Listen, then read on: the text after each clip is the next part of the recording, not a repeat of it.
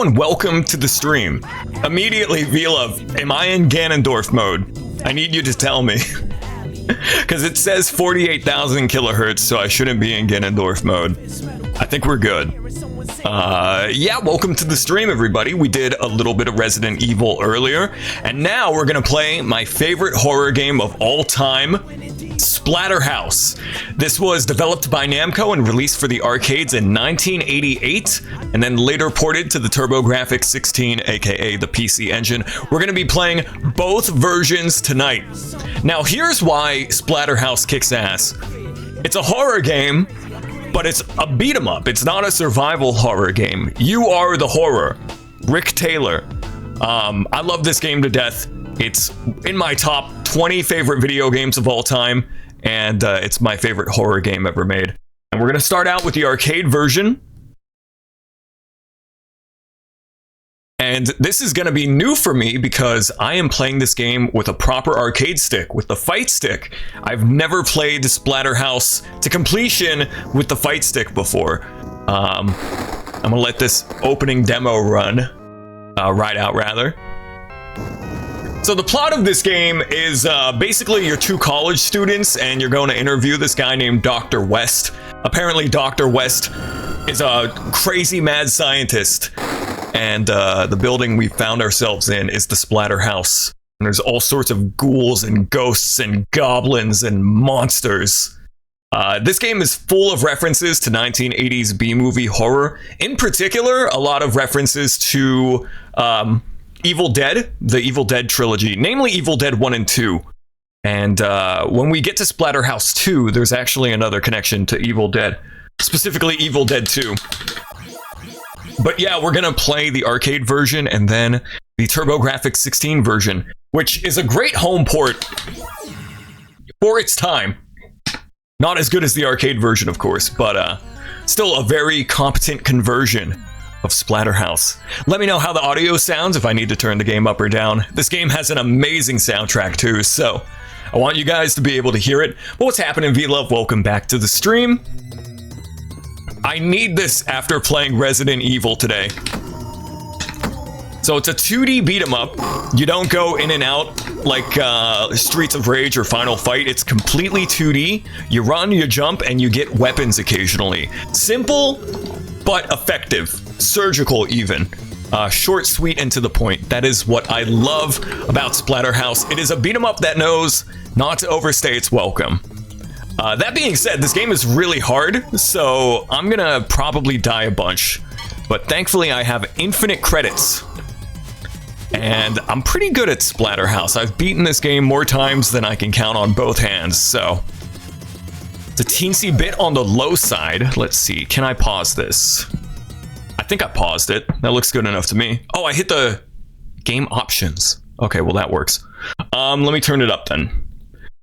Boom, boom. Crank this up. Okay. We should be good. Oh, it reset the game? That's fine, we were in the first level. So this is the Terror Mask. It's an evil demonic mask with a bunch of lore that they expanded upon in the Splatterhouse reboot. But all you gotta know is that it's given you the power to become Beef McChunksteak. To become a big hulking man.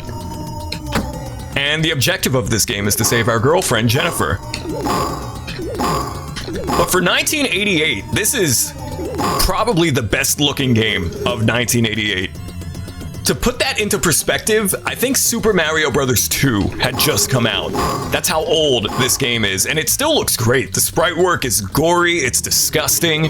It's some of the monster designs are legitimately disturbing.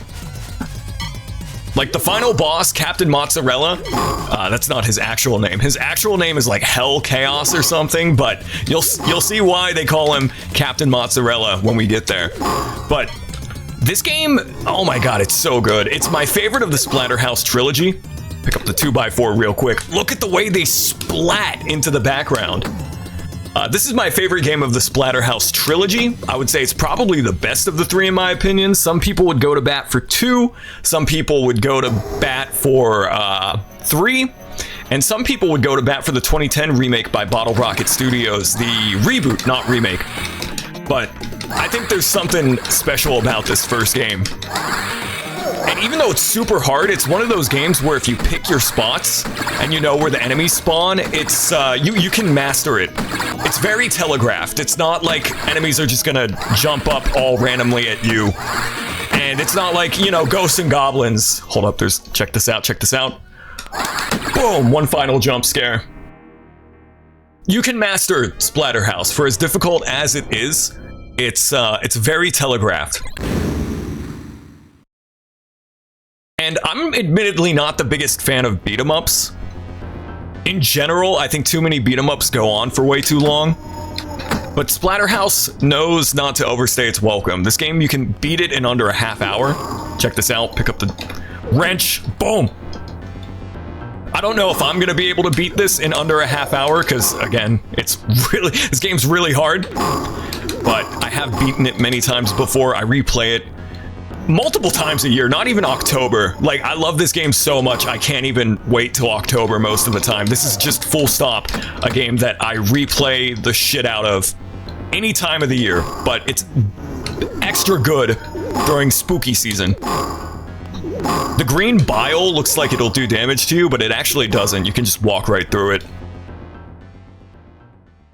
The TurboGrafx 16 port, which we're gonna play after we beat the arcade version here, Turbo version is a lot easier. The hitboxes are more forgiving, you have more hit points. I think you get extra lives easier. In this game, you get an extra life every, I wanna say 30,000 points. I think they lowered that number in the Turbo home port. We're gonna play the Japanese version too, because the North American TurboGrafx version of Splatterhouse is unfortunately censored. Kinda wanna stay in the middle here, because these muck monsters will come out and get you. Thankfully, I got my trusty 2x4. Oh, damn. That's okay, that's okay. We still got 2 lives. Technically, we have infinite continues, because I can just pump this totally real arcade cabinet full of quarters. The audio sounds very surreal, echoey, and semi-realistic. I think it runs on the same FM synth chip that the Sega Genesis does, so it has that sort of Genesis twang to it. You could say that it's the je ne sais quoi of the Genesis. Yeah, the hitboxes are a bit unforgiving in this game.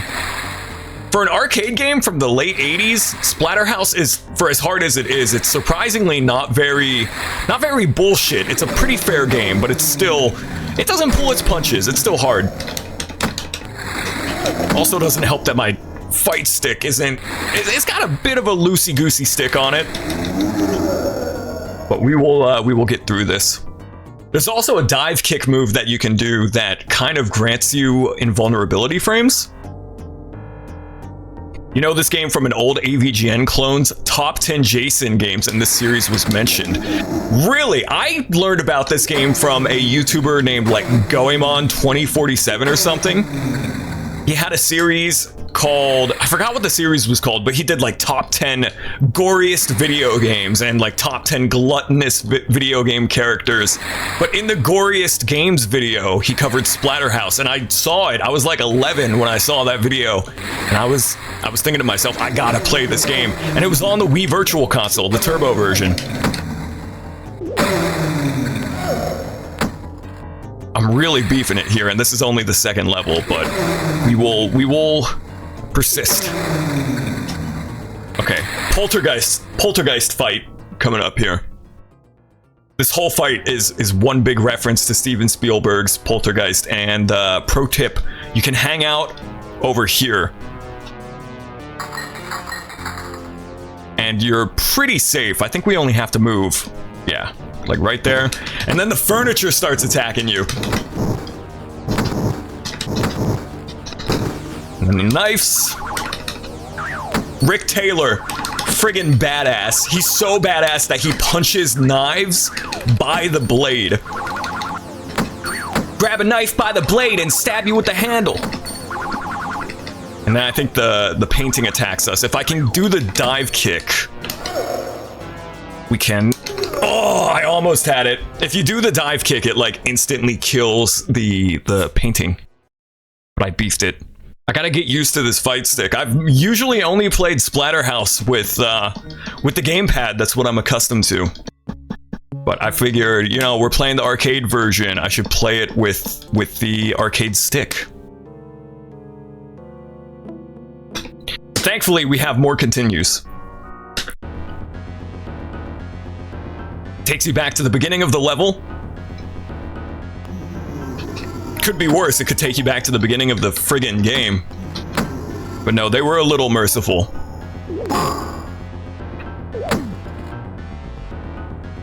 But yeah, in terms of the presentation, this game kills it. 1988, this is an old game. And the sprite work and the monster design, the sound design is impeccable. I wish Namco would bring the series back, or at least remaster the 2010 remaster. Reboot, rather. I think it was a good game. It was just marred by some performance problems here and there.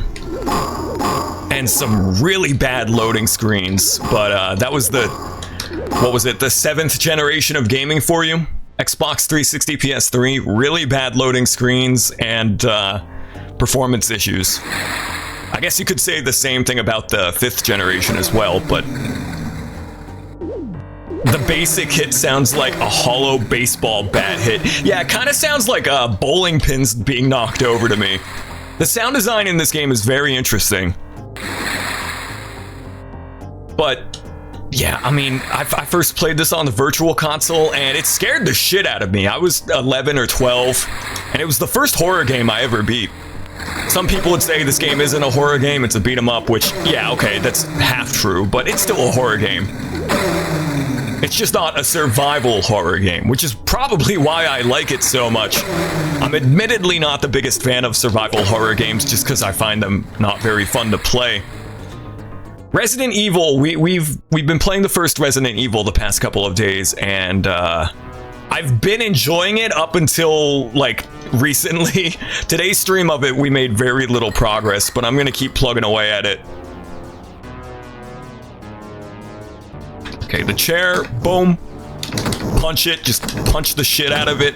Rick Taylor is a madman. Boom, boom, boom. All right, get ready for the painting. If I can get the jump kick on it. Boom, there we go. One final fuck you. I'm pretty sure that instantly kills you if you get hit by it. That's like the one final trick up the dev's sleeve. You think you beat the boss, and then the chandelier falls on you. Stage 3, this is my favorite stage in the game, because you get the shotgun. You get the Shop S-Smart special. Now, I'm not going to use the shotgun in this level, because we need it for the final boss, or not the final boss, but the boss of this level, rather. So I'm not going to actually use the shotgun, which I'll probably come to regret. Because you really need it for the fight with Biggie Man coming up. Look at the deformed baby enemy. The enemy design in this game is badass. It's gory, it's gross. I got bodied by a pigeon. All right. Run it back. It feels so weird to be playing this with the actual arcade stick. I'm so used to just either emulating it with a controller or playing the Virtual Console, but like playing it with a controller.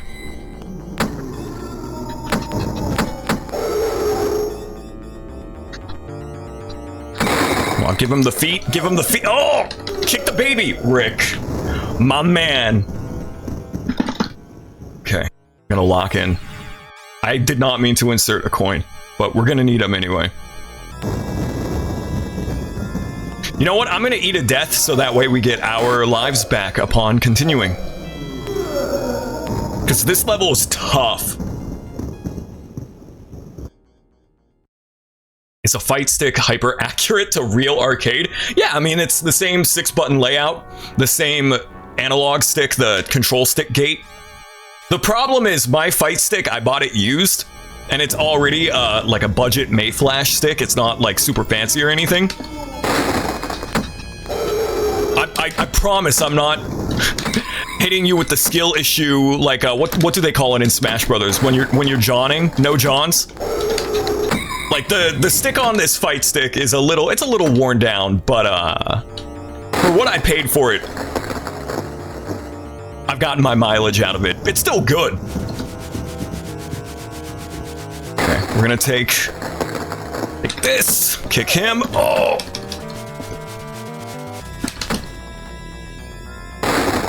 We're gonna need this shotgun though. I can't be using it. Not yet. Now you see right there's another shotgun. What we're gonna do, we're gonna juggle the shotguns because we need both of them for the Biggie Man fight. This is a pro strat.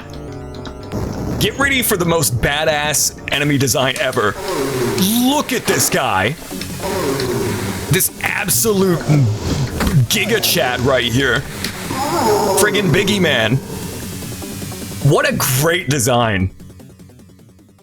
And you would never see Biggie Man again until the 2010 reboot. Biggie Man does not appear in Splatterhouse 2 or 3, which, fun fact, were not arcade games or TurboGrafx games. Those games appeared on the Sega Genesis, aka the Mega Drive. This is probably my favorite song in the game right here. Oh no, fell into a hole! Now we gotta go through the pits. Oh, look at that. You gotta fight more boar worms.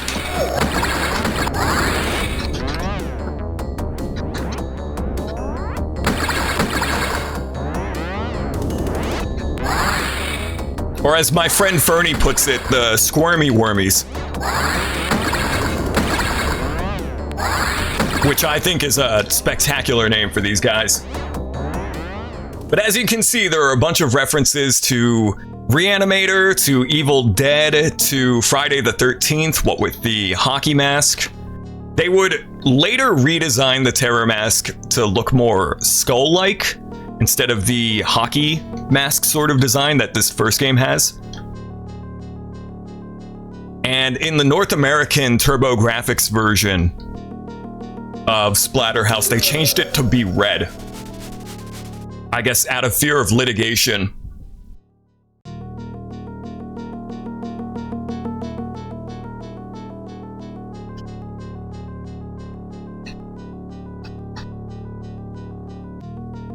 Gotta hit him with a little bit of that from time to time.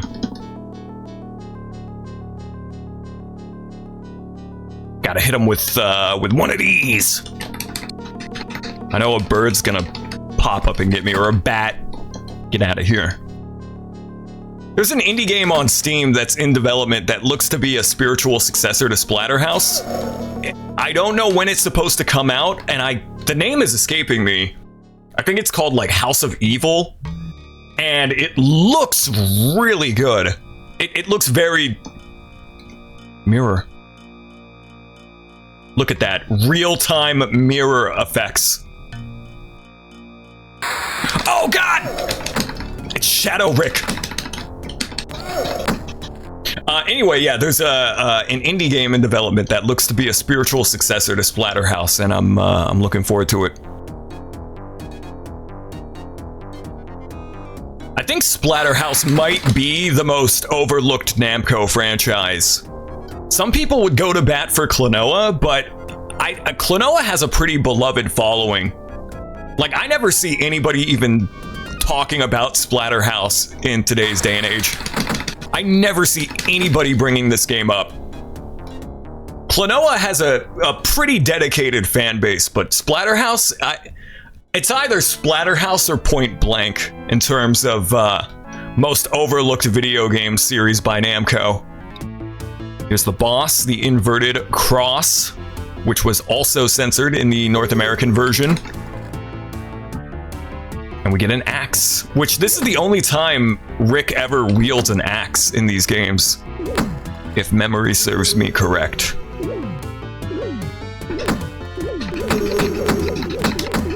All right, Derek Jeter, let's play ball. Wish you were more into Klonoa, might still try to. Yeah, definitely play Klonoa 2, Lunatea's Veil, and maybe give Klonoa 1 another shot. Because I personally love Klonoa Door to Phantom Isle. It's one of my favorite platformers ever. I don't think it's very replayable, especially the story and the plot twist at the end. Klonoa is a game that you play once or twice, and then you're like, yeah, okay. Got an extra life. That's good. But I love the Klonoa games. I need to play through 2 proper. I own the Fantasy Reverie remake, so I need to get around to doing that.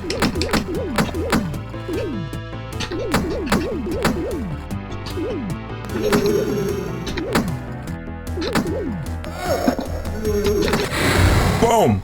The power of Christ compels you!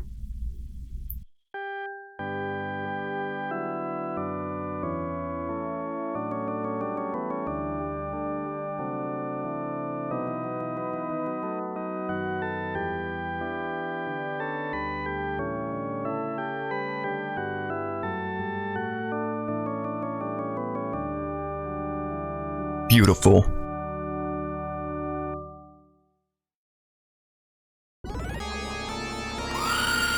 Jennifer!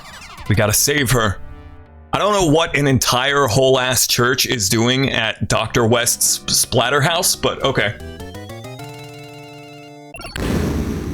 Yo, what are those naked guys doing with my wife? Gotta save Jennifer. I would say this is probably the hardest level in the game. It certainly is the longest level. In fact, I might want to eat a game over right now, but I've got 1 extra life. I can maybe pull this off. But this level is pretty cool because there's actually some branching paths. So you can choose which route you want to take. These hands, they flip you the bird. Another reference to Evil Dead 2 when Ashley cuts his hand off with the chainsaw.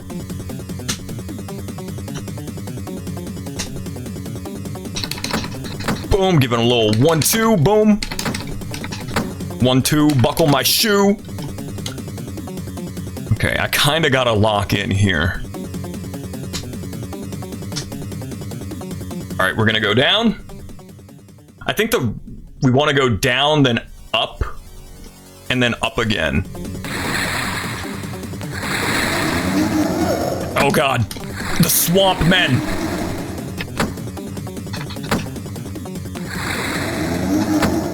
Okay, and down, then I think we can go back up though. No, we're going the right way, because this is the friggin' jam session right here. Listen to this song. Look at Pyro Jack from Shin Megami Tensei.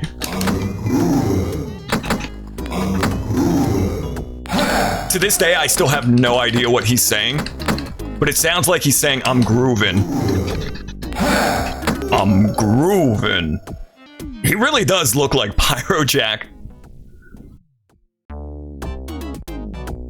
Okay, last life. We gotta redo the whole level again.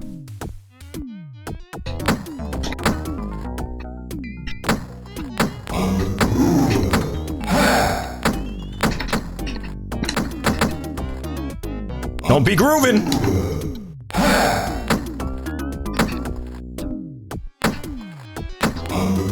This son of a bitch is grooving. I'm the ghouler? Maybe. The ghouler. The killer. Dude, that zombie's freaking schmoovin'. You can get into a rhythm here. Yeah, here we go. Oh, your ass is grass, buddy.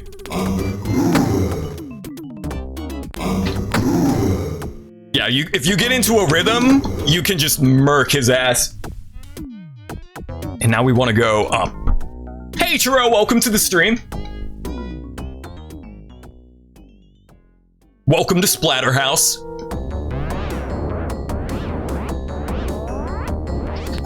Got more squirmy wormies.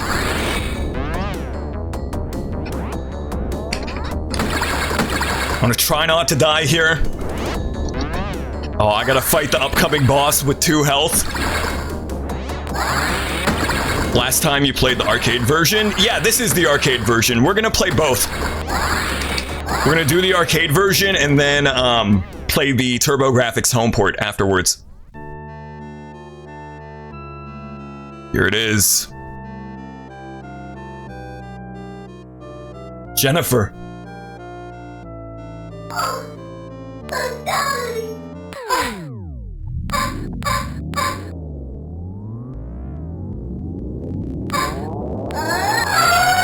Friggin' insane.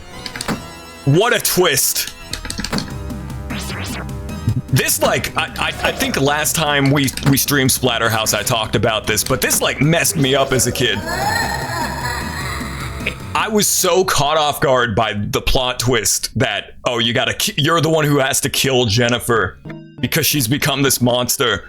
I was so not expecting that. And when I finally made it to that point in the game, this point right here, I was like crying. Still a crazy ass plot twist for a game from 1988. He wants Ecto Cooler. Ecto Cooler. Get out of here, dancing ass chair. Get out. Leave me be. Pick up this 2x4. Look at that chair explosion physics. 1988? Telling you, man, this game was ahead of the curve. It's weird that this is an arcade game that has a actual, like, gameplay experience where you go from the start of the game to the end of it. Most arcade games of the 80s were score attack games. They didn't have endings. This is like an actual proper game you play through. You didn't see a ton of that in the arcade, especially not in the 80s.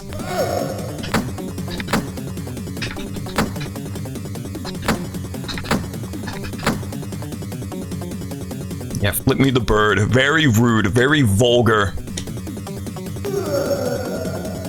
Wasn't Battletoads a proper game? Yeah, that Battletoads, but that was like 1994.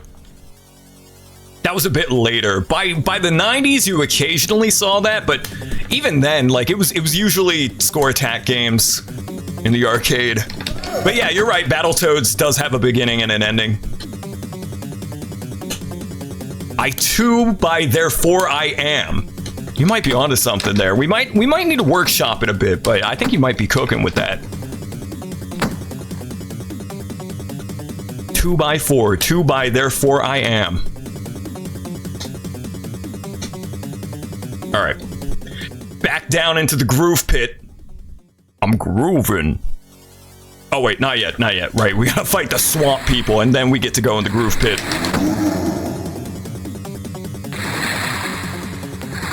Kick this motherfucker in the air. Oh god! You have way more range with your kick than your punch, which, yeah, I guess that makes sense. This song is such a bop, though. Bum, ba, bum, bum.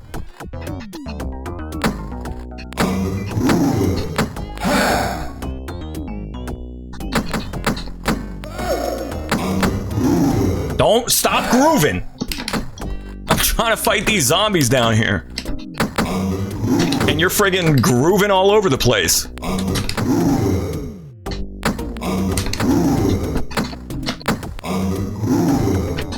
Nope.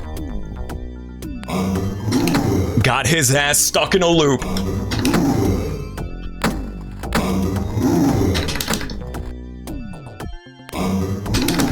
I'm grooving. There we go. Bum, ba, bum, bum. Okay. Okay. 1 HP, 1 life. I'm gonna run this back.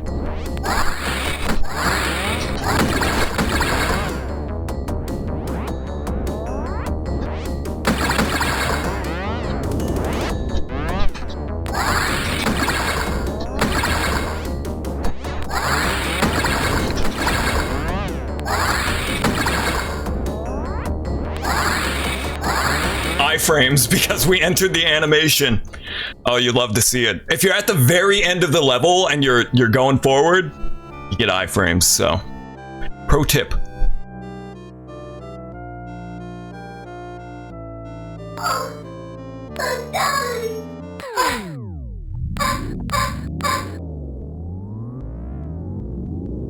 I'm sorry, Jennifer. I gotta do this. You're a monstrosity. You're an abomination against nature. So the strat is to let her jump, and then, yeah, you walk in the middle, boom, and then walk away. If you can get that rhythm, this fight isn't that bad. It's still tough because she has a massive ass hitbox, but sometimes she doesn't jump in the middle though.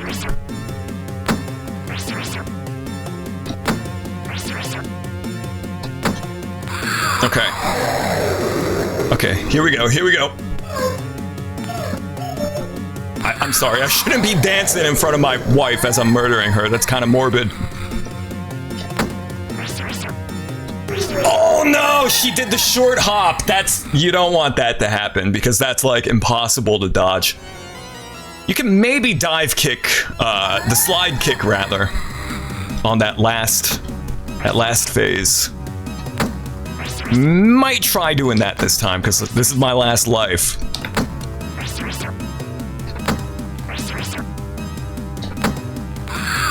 Alright, phase 2. I have no idea what Jennifer is saying there. Honest to God, I have no idea what she's supposed to be saying. It's too muffled.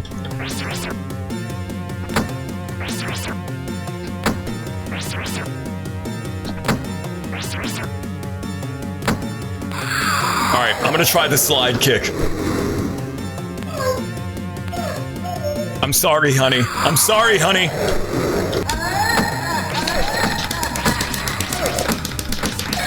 Okay, that works too.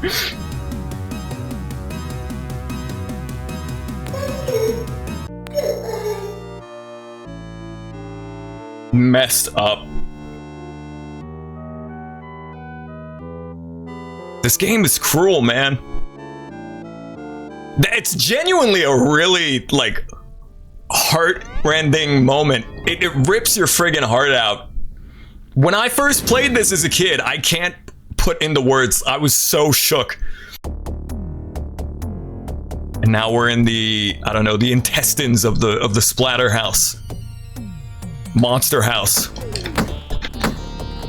That's the uvula, so it's a girl house. That was a strange movie. Y'all remember Monster House? Anyway, these enemies are really annoying, but they die in one hit, so it's kind of satisfying to pop them like a bubble. They kind of look like a Pikmin enemy. They remind me of the Smoky Prog from Pikmin 1. But yeah, Jennifer's dead. Our wife is dead.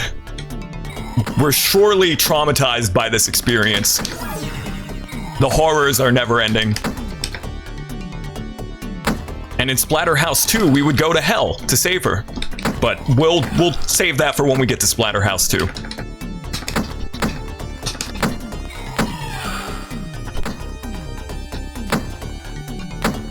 You figured out how the Walter White mod in Rivals of Aether works. Hell yes.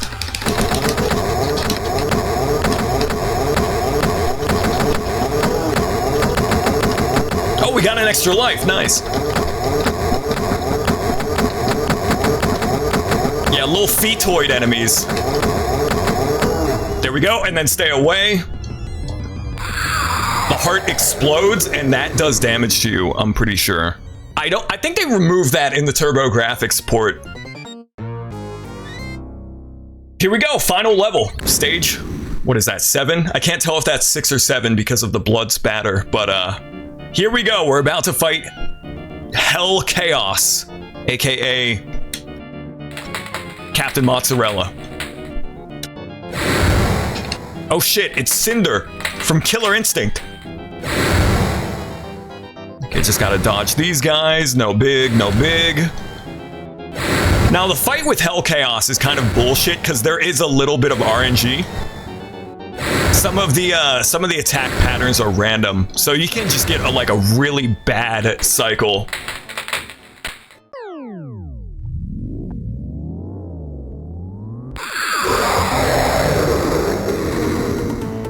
Now you see why they call him Captain Mozzarella, because he kind of looks like a messed up slice of pizza. Yeah, so his hand attack, that's like pretty much random. To my understanding, it's random. Same thing with the rocks falling from the sky. So sometimes you can just get really bunk hand RNG. Which is a sentence I didn't think I would say today, but praying for good RNG. Good hand RNG.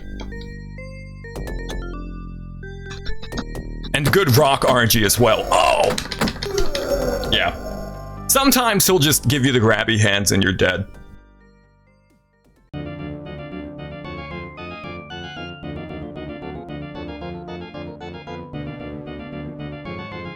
Okay, we're gonna run that back.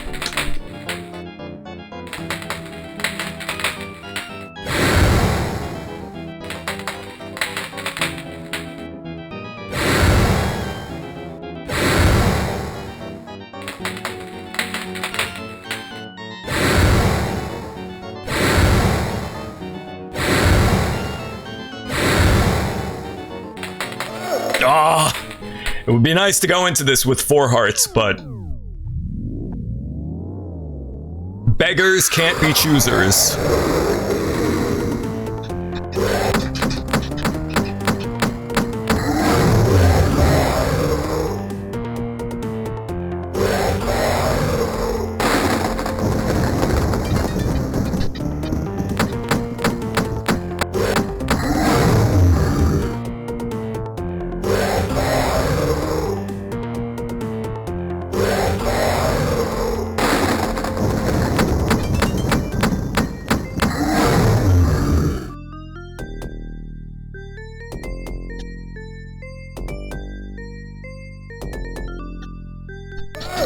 I did not mean to jump into him. Oh no! Oof. Barely alive.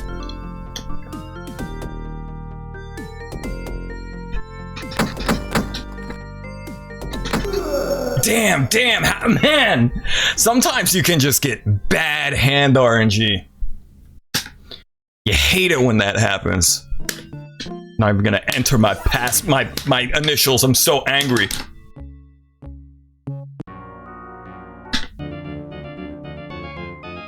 Barely alive like the EDM artist Barely Alive. Sure.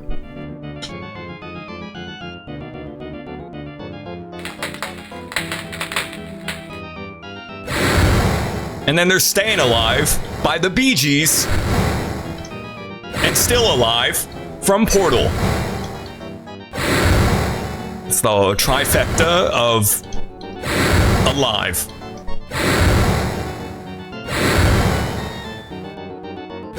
Evil GLaDOS be like Barely Alive. +2.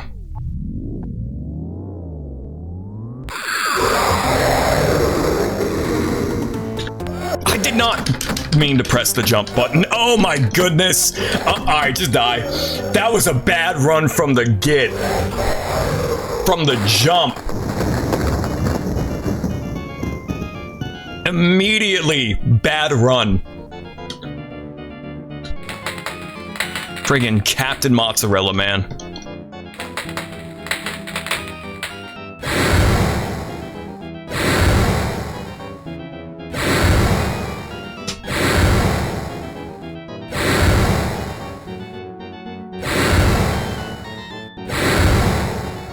Now I have Still Alive stuck in my head. There's no sense crying over any mistake. Almost Dead by Powerman 5000 from the Shadow the Hedgehog soundtrack. Now we're talking, H-Ro. Now we're friggin' talking. Almost got hit by a rock. And he immediately wants me dead.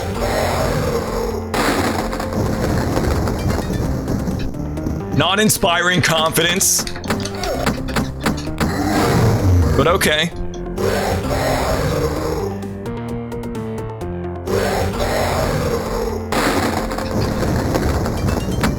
The cheese man. Hey, Azura.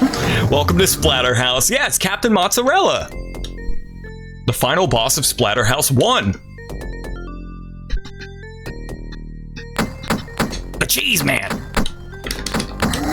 Okay, I literally did not have the time to jump and dodge it.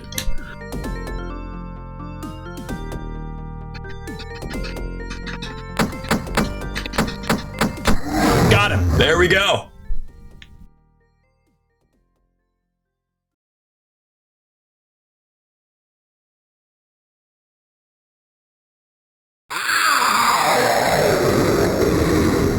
Then a spooky face explodes.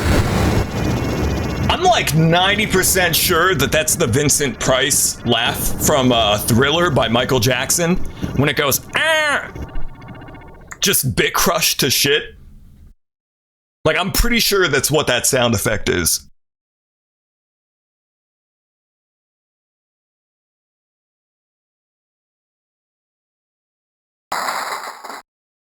And the Terror Mask explodes. That was Splatterhouse 1. My favorite horror game ever made. Probably my favorite beat 'em up ever made. And my favorite game in the Splatterhouse series. 2 and 3 on the Sega Genesis are also very good in their own way, but there's something special about this first game. Namco needs to bring this series back. At the very least, release a Splatterhouse like compilation game with all the games in it. Which the 2010 Bottle Rocket reboot actually had Splatterhouse 1 through 3 as unlockables, but if they remastered the 2010 Splatterhouse, I doubt they would keep them in. They would probably sell them separately as some kind of DLC. Also, a fun fact about this song, there's an arrangement of it in what is it We Love Katamari for the PS2? It's like an opera vocal version of this song in We Love Katamari. Was the remake good? I loved it when I was a teenager, but it had a lot of flaws. Mostly relating to like balance issues and performance issues, but if they remastered it, they could fix all that. What's its name? I don't remember, so I'm going to consult Google real quick. Splatterhouse, We Love Katamari.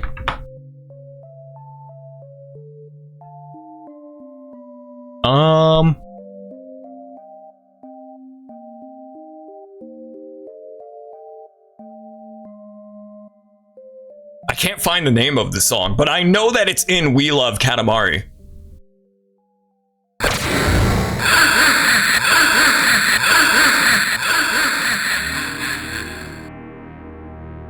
Sento nel Core? That sounds right.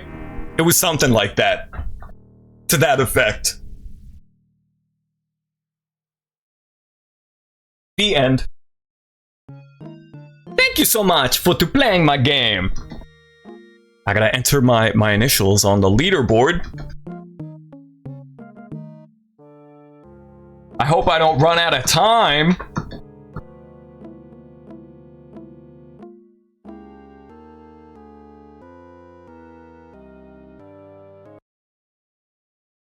All right. That was the arcade version of Splatterhouse. Let's move on over to the TurboGrafx 16 port. All right. This is the TurboGrafx, aka PC Engine, home port of Splatterhouse. Released in 1990, this is obviously a compromised version of the game compared to the arcade original, but it's still a damn good port. For 1990, before the Super Nintendo was out, right after the Sega Genesis had come out, this is a damn good home port of Splatterhouse. And this is the version that I'm more familiar with because this was the version that was released on the Wii Virtual Console back in the day. So let's go ahead and get this popping. Move the window over. There we go. Let me know how the game sounds. Again, hopefully the audio is good.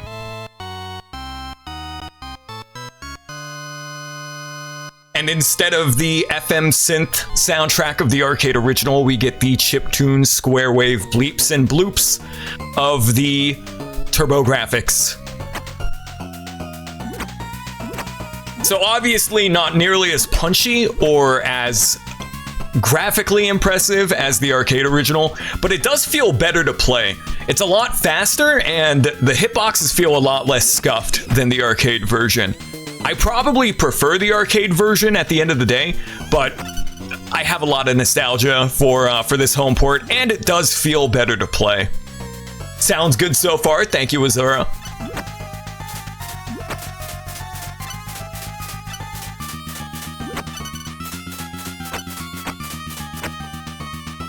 But yeah, overall, this is pretty one-to-one with the arcade original, aside from the graphical differences between the two. Once again, this is the Japanese PC Engine version because the North American version has some censorship.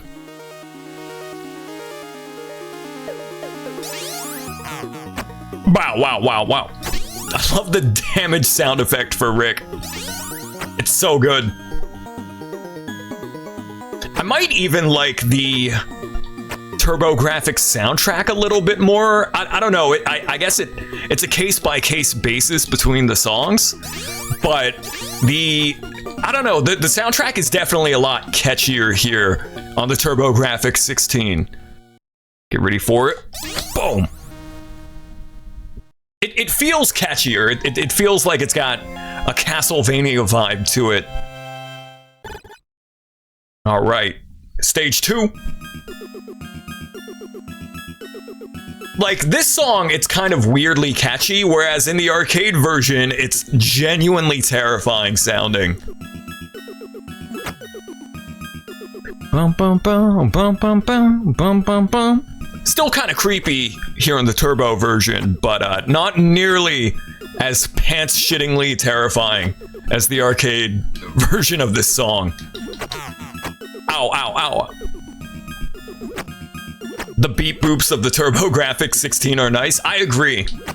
The TurboGrafx 16 is an interesting console. There's a lot of really good games for it, but it just couldn't compare to the Sega Genesis or the Super Nintendo. And it's a weird hybrid of an 8-bit and a 16-bit console. It had an 8-bit CPU, but a 16-bit graphics processing unit. So it's kind of like this weird Frankenstein's monster, like 8-bit, 16-bit console.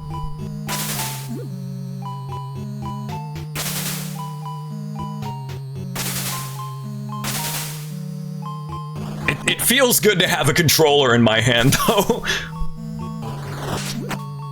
Playing Splatterhouse with the fight stick. It's the controller that it was designed for, but I'm so used to playing this game with an actual controller.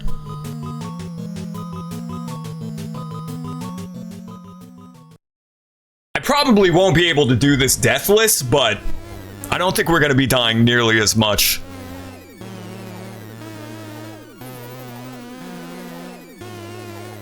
This version of the game is a bit more forgiving.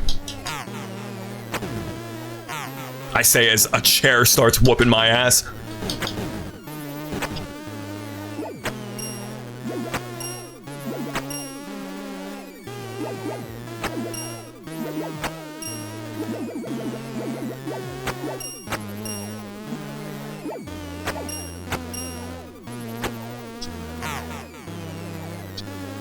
I tried to do the dive kick, but I couldn't do it. Alright, run it back, run it back. This is the one. You also get more HP in the home console version compared to the arcade version.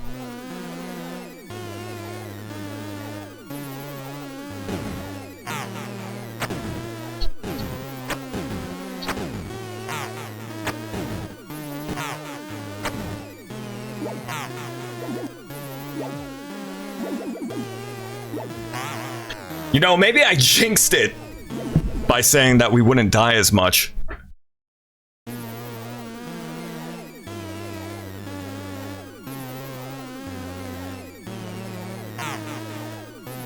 Oh, we're dropping frames? Oh, awesome.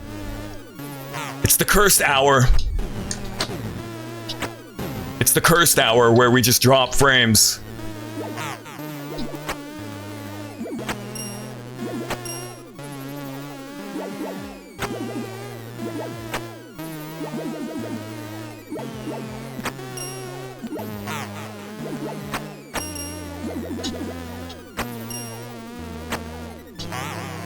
Oh, that's the first game over.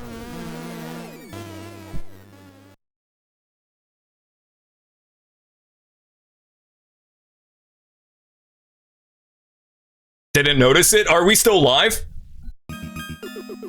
I mean, if we're still live, I'm just gonna keep going, I guess. It says that I'm dropping frames as we speak, but yeah, I'm just gonna keep going then. This happens every night around 10 p.m. I don't know what my internet service provider is doing, but every night around 10 p.m. they start throttling my bandwidth or something. I don't know, but I drop frames all the time at 10 p.m.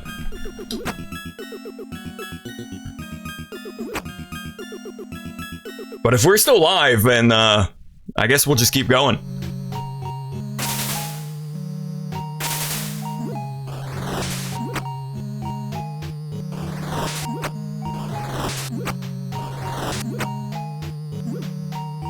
Splatterhouse, I hardly even know her. Hey, Fernie.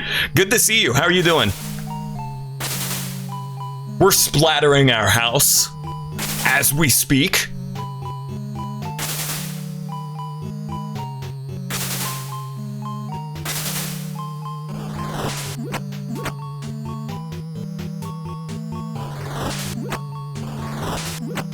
Trying to make me go to bed past my bedtime. Maybe that's why 10 p.m. becomes the cursed hour where we start dropping frames. Doing good, your shaving might bleed, in parentheses, ill. Like ill bleed! For the Sega Dreamcast, holy shit!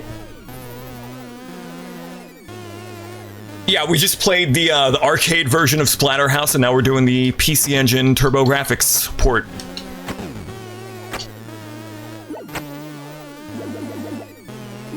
Bernie, can I show the chat your drawing of Rick Taylor wearing Chuck Taylors? Because it's very appropriate.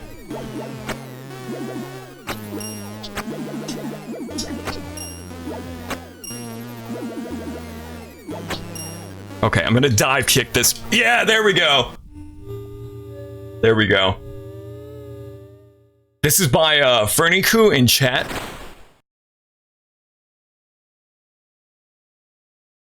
Look at this absolute unit. Rick Taylor and Chuck Taylors. I love him. It reminds me of something out of a Cartoon Network show in like the 2000s. Very cool. All right, so once again, the shotgun level, we got to implement the juggling strategy here. By the way, if you fall into those holes on the bridge, you have to fight swamp monsters. And we don't want that. We don't want no swamp monsters. Whoa!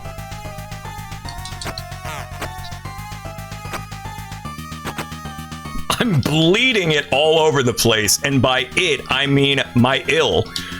+2. Once again, I'm afraid you're just, quite frankly, the most based person in chat right now. You and Fernie have to fight each other to the death now, I think. The rematch with Biggie Man. Oh no, we had him though! Two more shots and he would have been dead. Well, I'm gonna have to do this without the double shotgun strat.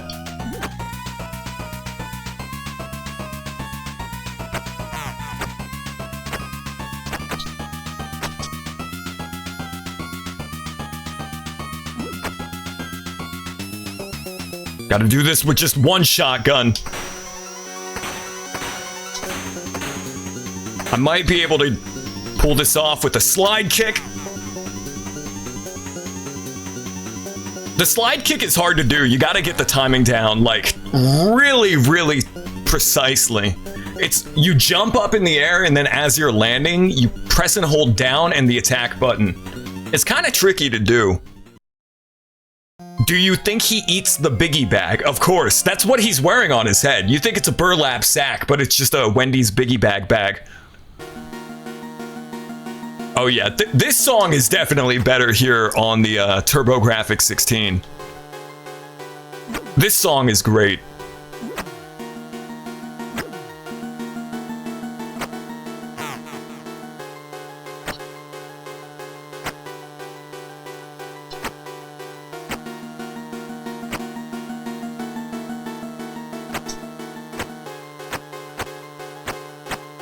I don't know which version of Splatterhouse I like more, this one or the arcade version. The arcade version has a lot more fancy graphical effects, and it's the original experience. But the Turbo version, this is just such an impressive port for its time for 1990 that, I don't know. Ow, ow, ow. And again, this is the version that I grew up with, the one that I played on Virtual Console.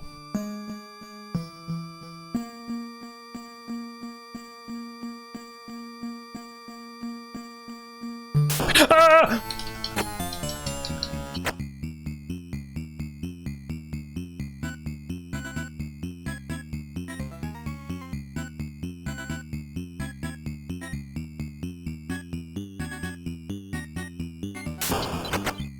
I think the best strat for killing the Mirror Rick is to just jump kick him. Which, you know, that might be the best strat throughout the entirety of this game. Honestly. Just hit him with the jump kick. This version of the OST sure is whimsical. That's a way to describe it. It definitely feels bouncier and catchier than the arcade version. I like both soundtracks equally. I think some songs are better than others, either in the arcade or in the Turbo version. This song is way better in the arcade version. Like, this version of the song is kind of goofy.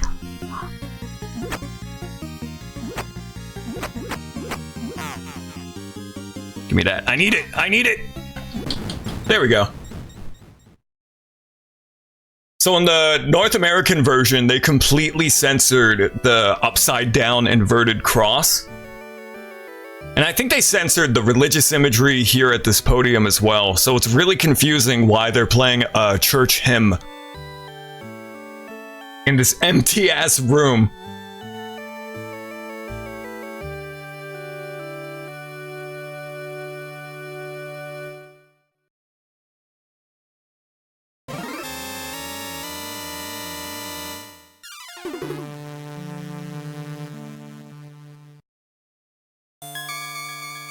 Alright, stage 5. Still just as hard as the arcade version.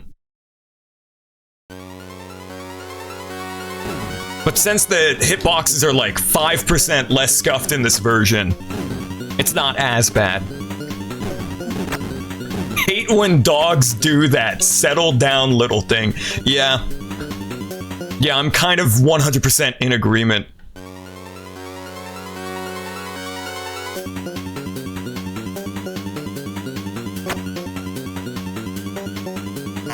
Zooming through. Well, thankfully, this isn't a terribly long game to begin with. Most of the runtime is just dying over and over again until you learn everything. It's one of those games, it's like, I don't know, Castlevania 1, where the game's hard as hell, but once you master it, once you learn the nuances and the intricacies, you can really schmooze through it. Back in the groove pit. No, right. Water. Then the groove pit.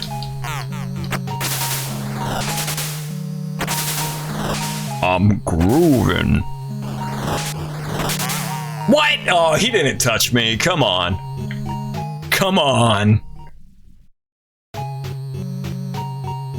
It's okay, I still have one more life.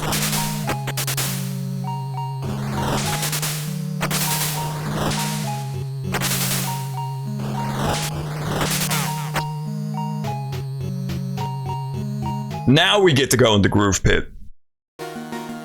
Oh, but we don't get the funky music in this version, right?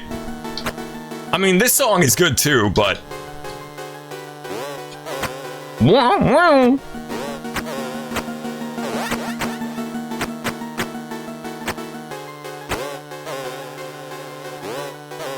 Alright, we got him back in the cycle. He has way less HP in this version of the game.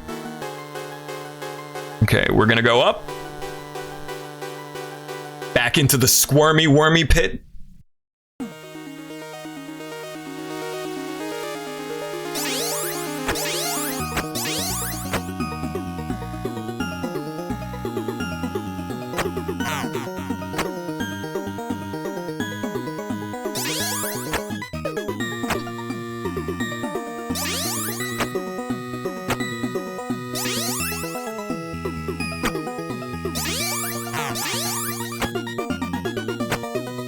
Okay.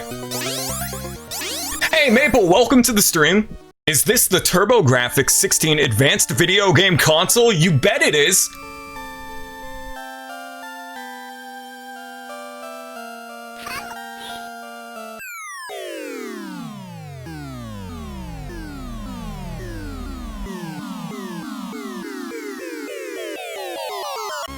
You missed it. We played the arcade version.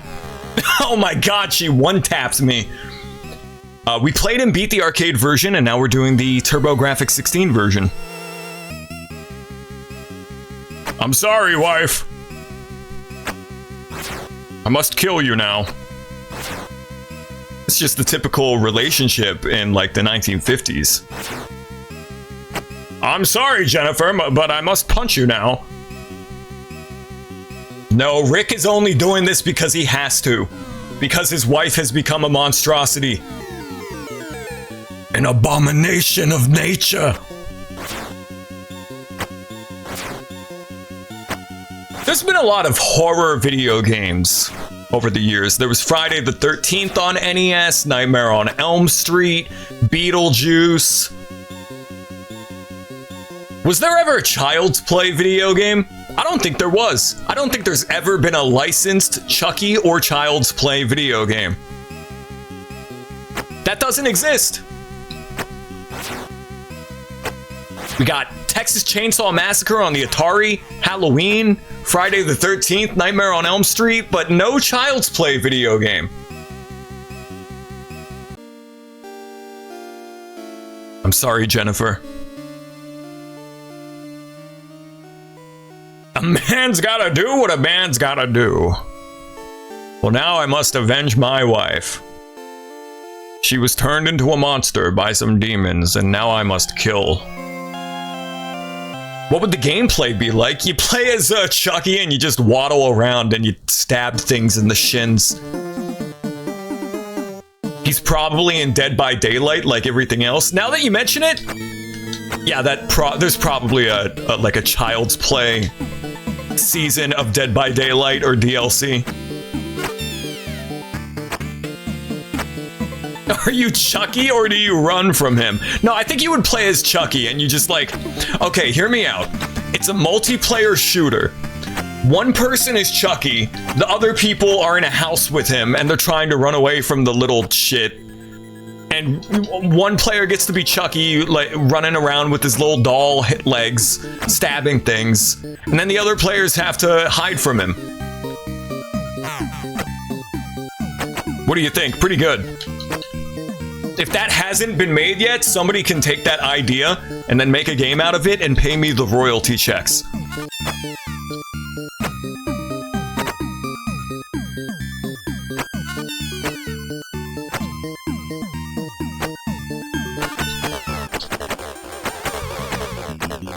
Can Chucky Finster from Rugrats be a skin? I don't see why not. Chucky Finster is probably scarier than Charles Lee Ray. Anyway.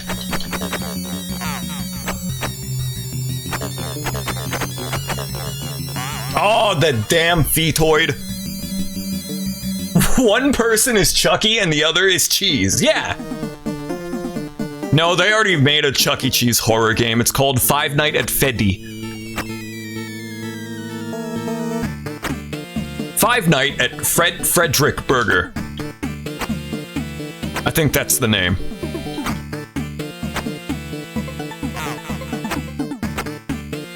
I actually still to this day really like the first 3 FNAF games. I think at the time they came out, they were very, very unique horror games, and I still enjoy playing them.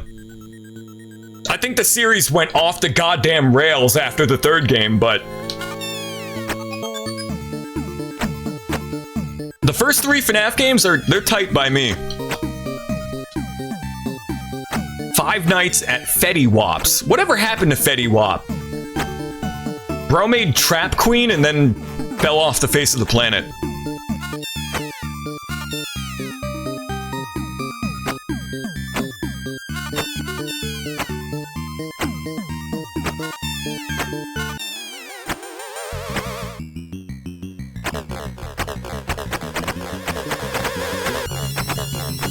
Yeah, just punch it, Rick! Rick doesn't give a singular damn. He's a maniac! Look at him! There we go.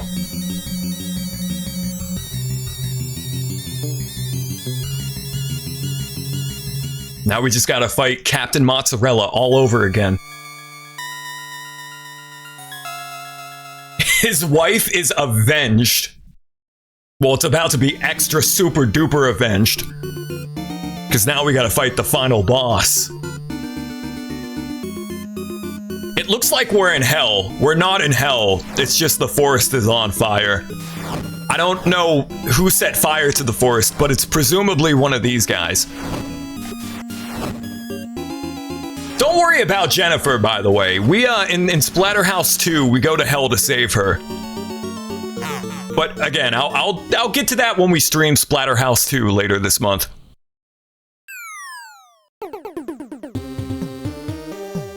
Probably Satan? Yeah, probably.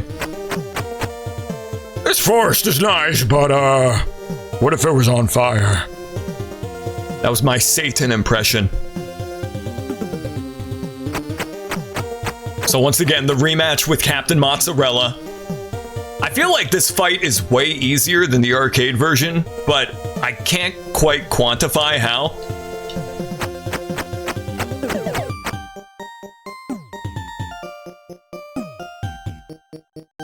The Splatterhouse games have amazing music, by the way. That was one thing I didn't like about the 2010 Bottle Rocket Studio reboot. I didn't like the death metal thrash soundtrack compared to the FM synth of the original Splatterhouse games. Splatterhouse 2 in particular has a really banging soundtrack.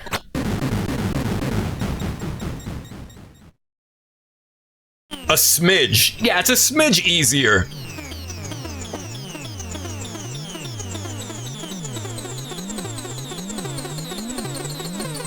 Yeah, this is a series by Namco, and it's probably the most forgotten Namco series, either this game or Point Blank. If you don't know, Point Blank were PS1 light gun games that were basically WarioWare. It was WarioWare with guns, if I was to put it some type of way.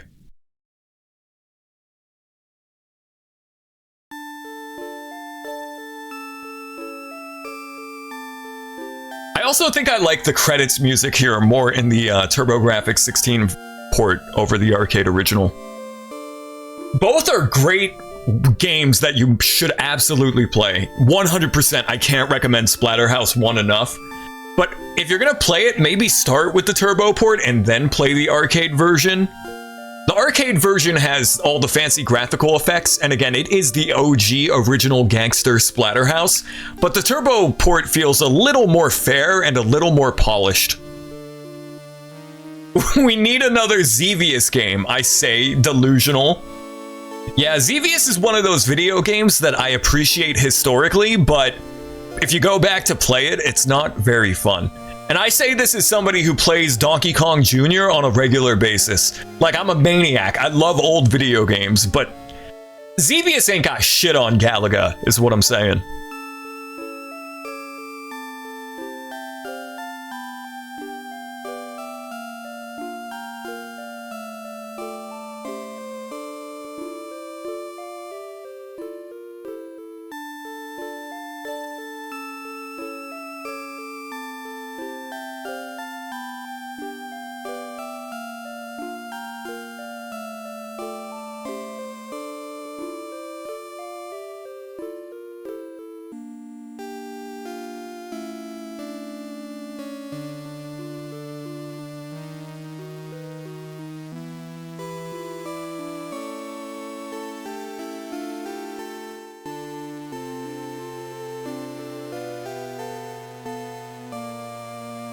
What a good game. Later this month, we'll do Splatterhouse 2 and 3. I don't like 2 and 3 nearly as much as Splatterhouse 1, but they're both very good sequels. Very, very good sequels. And I make no promises to beat 2 and 3 because 2 and 3 are kind of fuck ridiculous hard. Whereas Splatterhouse 1 is just ridiculous hard. Wyatt, would I want to be in the Super Mario Club? Yeah, absolutely. Get to playtest Nintendo games? That would be the best job ever. But I hear the Super Mario Club is all-inclusive. All-inclusive? All-exclusive? I can't get in. My nose is too big to fit in the club. There we go. I think this is one of those games where it just stays on the end screen. Splatterhouse for the arcade and for the TurboGrafx 16. I think that's going to do it for tonight's stream. We played Resident Evil earlier, and we did 2 whole entire playthroughs of Splatterhouse here. Again, we'll play 2 and 3 later this month. Tomorrow, I'm gonna try to stream earlier in the day, so that way we can maybe make some actual progress in Resident Evil 1. But yeah, that's going to do it for tonight's stream. I'll see you tomorrow with more Resident Evil and more one-off streams here and there. Thank you so much for tuning in, you guys. Have a great rest of your night. Bye-bye.